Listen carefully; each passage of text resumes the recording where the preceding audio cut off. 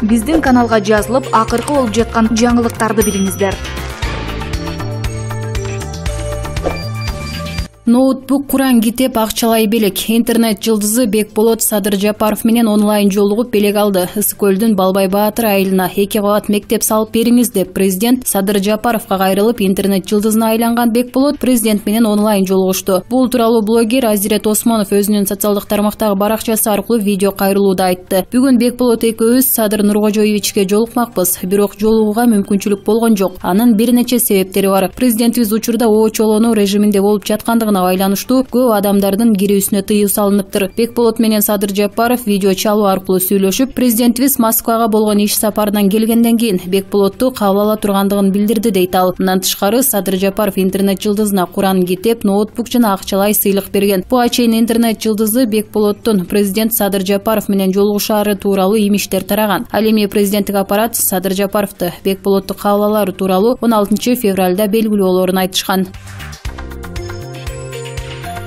Свет күн сайын өчүп жанга батты. Түндүк электро Садыр Жапаровга каршы иштей баштадыбы? Бишкектин четиндеги Ак Босого конушунда электр жарыгы күн сайын өчүп үзгүлтүккө учурай баштады. Бул тууралуу бизге конушта жашаган окурмандар кабарлады. Алардын айтымында күн ара ар кандай оңдоо иштерин шылтоо менен светти өчүрүп жатканына жашоочулар нааразы болуп жатыптыр. Түндүк электро ишканасы бул маселеге көңүл бурбайбы? Эмне бул ишкана жаңы ишке киришкен президент Садыр Жапаровга каршы иштеп жатабы?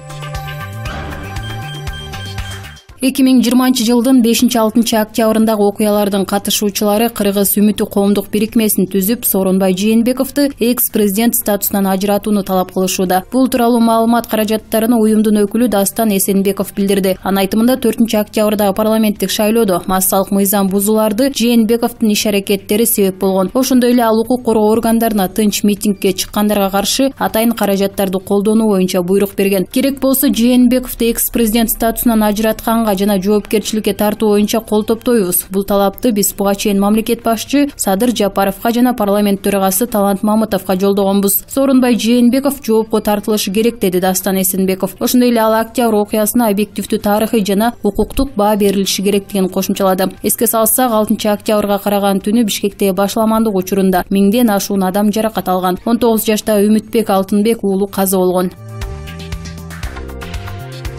Президент Садыр Жапаров Бишкекте чек ара маселесин чечүү талабы менен митингге чыккан Баткен жана Ош облусунун тургундарын кабыл алуудан баш тартты. Бул тууралуу 24 KG агенттигине митингдин катышуучусу Сапарали Бөрүбаев билдирди. Анын айтымында өлкө башчысы митингчилер менен онлайнда жолугушпайт. Президент азыр обсервацияда болгондуктан ага онлайн жолугушуу сунуштаганбыз. Бирок ар кандай себепти айтып, андан дагы баш тартышты. Мындан улам биз президенттин администрациясына УКМК, чек ара кызматы жана башка органдар менен жыйын өткөрүүнү сунуштадык. Эртең уюштуруп берүүнү убадалашты, дейт ал. Белгилей кетсек, Бишкекте 2 күндөн бери чек ара маселесин чечүү талабы менен митинг өтүүдө. Ага көбүнчө Баткен жана Ош облусунун тургундары катышууда.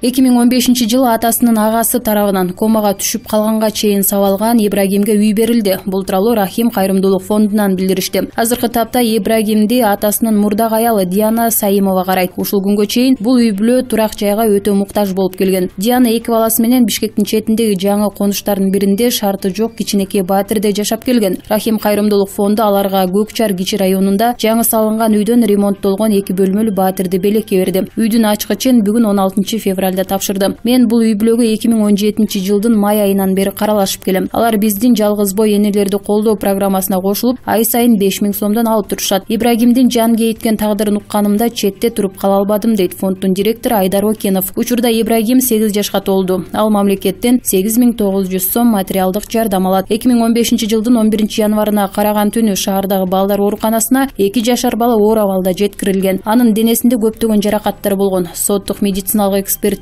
анын зордукталганын аныктаган.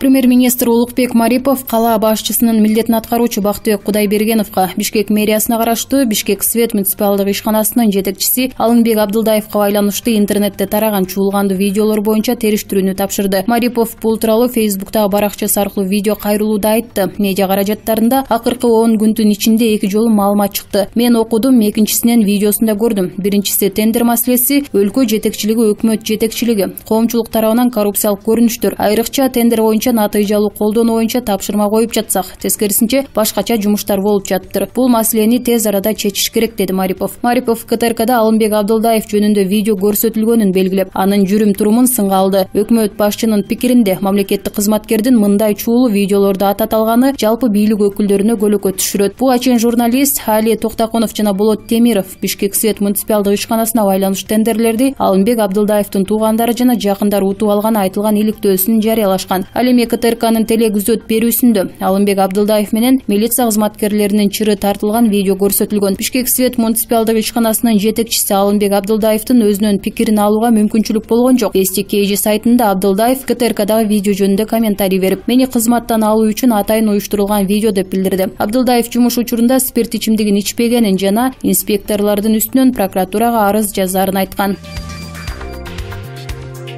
Атамбаев бир күндө эле менин жана менин туугандарымдын болгон оокатын бир күндө тартып алды. Мындай пикирин Бишкектин мурдагы мэри Нариман Түлеев Майраш Базлакунова менен болгон маегинде билдирди. 2011-жылы мени мыйзамсыз соттоп, биздин бардык оокатты тартып, ал эмне тапты? Эч нерсе тапкан жок. Бүгүн өзү менден да жаман кейипте отурат. Мен 2016-жылы түрмөдөн чыксам, азыр Атамбаев тартып алган оокаттан 10 эсе көп байлык топтодум. Кеп байлыкта эмес. Мен канча жылдан бери намыс үчүн соттошуп келем, деди Түлеев.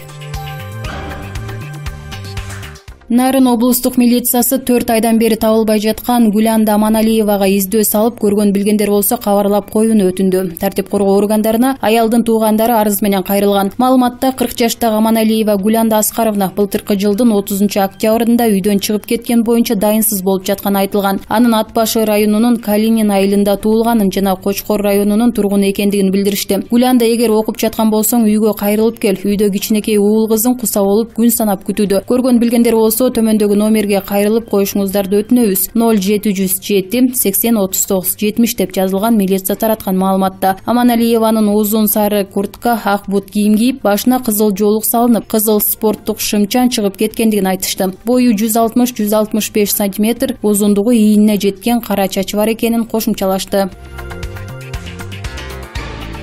Блогер Юлия Барабина 15 февралда Кыргызстандан чыгып кеткенин кабарлады. Бул тууралуу ал Кактус медиа басылмасына билдирди. Мени Кыргызстандан кетүүгө аргасыз кылышты десем болот. Негизсиз тинтүү, аңдуу, тыңшуу, адвокатсыз суракка алуу. Башында контора адашып алды. Териштирет деп үмүттөнгөн элем, бирок ал үмүтүн бат эле өчтү, деди ал. Анын пикиринде тергөө колдонуучулардын мыйзамсыз чакырыктары ага таандык эмес. Мээрим Асанова жыянын күйөөсүнүкү эместигин дароо эле билгин. Бирок бул озду жаап, коркутуп, тинтип алып коюу үчүн бүгүнкү бийликке пайдалуу болгон. Барабина айрым саясатчыларга каршы күрөшүү үчүн курал болуп калаарын түшүнгөндүктөн бир аз кийим кечесин чогултуп кетип калганын айтып берди. Ал чет өлкөгө туруктуу жашоо үчүн кетүүнү жана баш паек суроону пландабаганын, бирок ага аргасыз кылышканын белгилейт. Барабинанын айтымында ал Кыргызстанга, анын өмүрүнө жана чыгармачылыгына коркунуч жаралбагандыгына кайтып келет. Мен Кыргызстанды сүйөм, эмитеден эле сагынып жатам. Мен эч кимди өлтүргөн жокмун, эч нерсе уурдаган жокмун. Мыйзамсыз жол менен тендерлерде пайда көргөн эмесмин жана аянтта элге ок аткан эмесмин. Эл аралык валюта фондусунун ковидке каршы иш-чараларга делген каражаттарды алтын унитаздарга короткон эмесмин. Мезгил ушундай болуп калды. Жээнбековду инаугурацияга чакырып, прокуратура Матраимовдорго карата баардык суроолорун жаап койду. Бакиевтерди бирөө дагы жоопкерчиликке тартайын деген жок. Бирок блогерлерди суракка чакырып жатышат, деп айтты ал.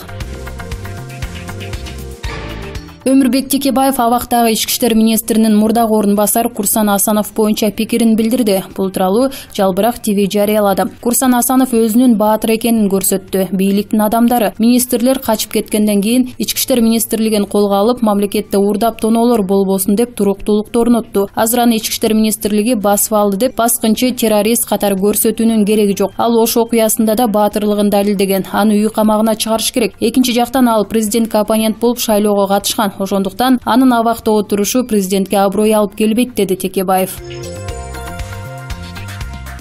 Гүлжан Шерипбаева: Садыр Жапаровду мартта алып түшөбүз деген даярдыктар башталды. Мындай пикирин Назар Ньюс порталынын башкы редактору Гүлжан Шерипбаева жеке Facebook баракчасынан билдирди. Анда ал Садыр Жапаровду мартта алып түшөбүз деген даярдыктар башталды деп жазган.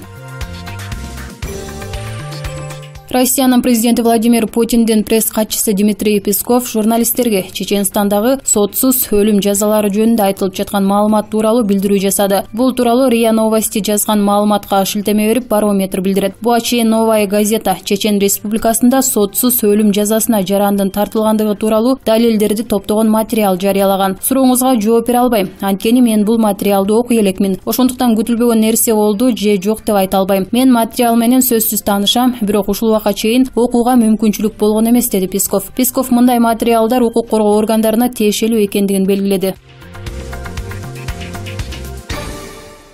Биздин каналга жазылып, акыркы болуп жаткан жаңылыктарды билиңиздер.